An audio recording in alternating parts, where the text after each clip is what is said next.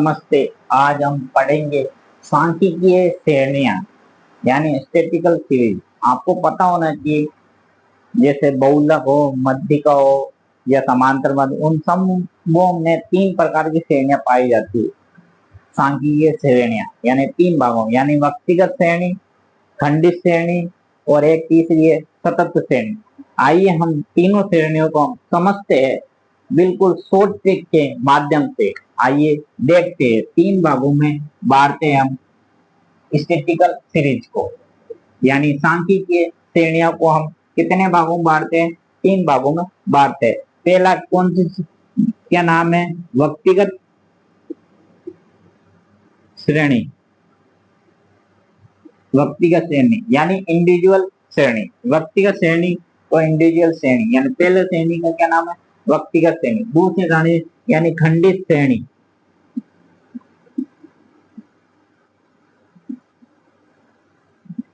तीसरी श्रेणी का नाम क्या? सतत श्रेणी।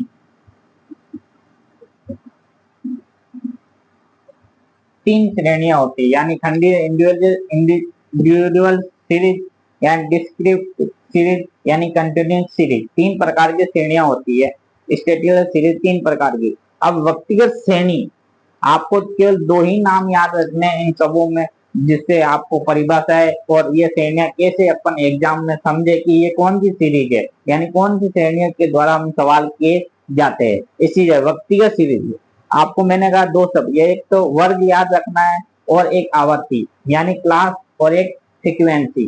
फ्रीक्वेंसी और क्लास यानी व्यक्तिगत श्रेणी में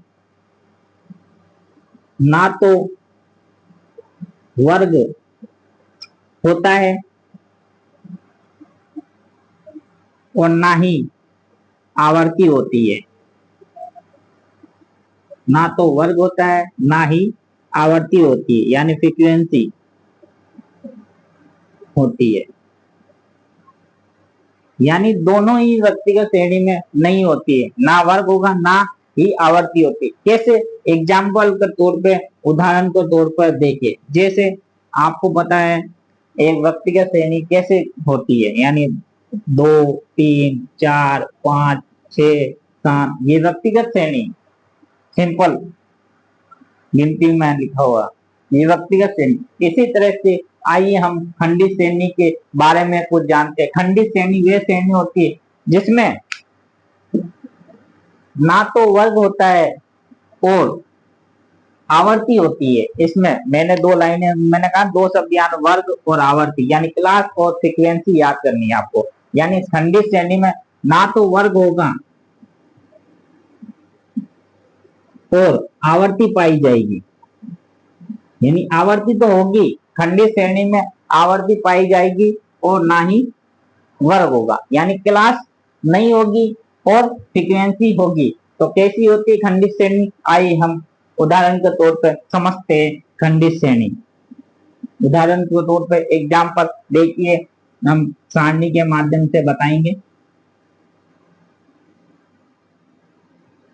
ये इधर पहले कॉलम में वस्तु लिख दीजिए और दूसरे में लिख दीजिए एफ। एफ यानी आवर्ती। आवर्ती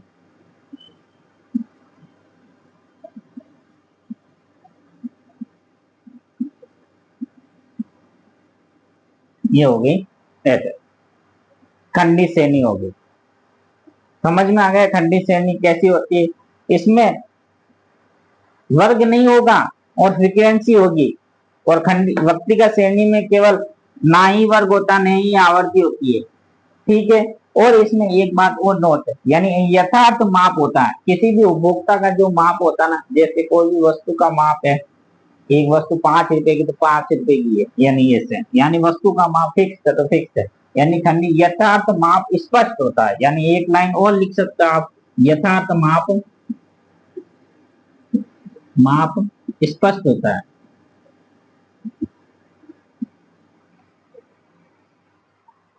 ठीक है।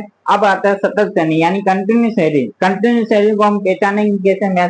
मैथमेटिक्स के रूप में सवाल करेंगे, समझ में नहीं आएगा तो कैसे? यानी सतत श्रेणी में दोनों पाई जाती है, क्लास और आवर्ती यानी फ्रीक्वेंसी पाई जाती है। यानी क्या पाई जाती है? वर्ग भी पाया जाएगा और आवर्ती भी होगी। दोनों चीज यानी क्लास और फ्रीक्वेंसी दोनों पाई जाएगी। आइए हम सारणी के माध्यम से समझते हैं। इधर फ्रीक्वेंसी यानी एफ, फ्रीक्वेंसी को एफ और वस्तु एक्स में, इसी जगह फ्रीक्वेंसी कैसे होगी 0 से 10 के बीच, 10 और 20 के बीच और 30 और 40 के बीच ये होगी। समझ में आ गया? यानी यथार्थ माप इसका फिक्स नहीं होता है, यथार्थ माप फिक्स नहीं है। आप देखो 0 से 10 के बीच 9 है, ये फिक्स नहीं है, कोई पता नहीं।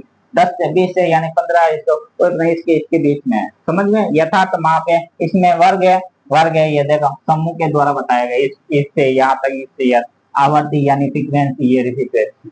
समझ में आ गया? सतत श्रेणी यानी कंटिन्यूस सीरीज, कंटिन्यूस यानी खंडित श्रेणी यानी डिस्क्रीट सीरीज, यानी व्यक्तिगत श्रेणी, व्यक्तिगत श्रेणी जिनमें कोई आवर्ती होती है ना ही वर्ग होता है। खंडित श्रेणी आवर्ती होती है लेकिन वर्ग नहीं होता।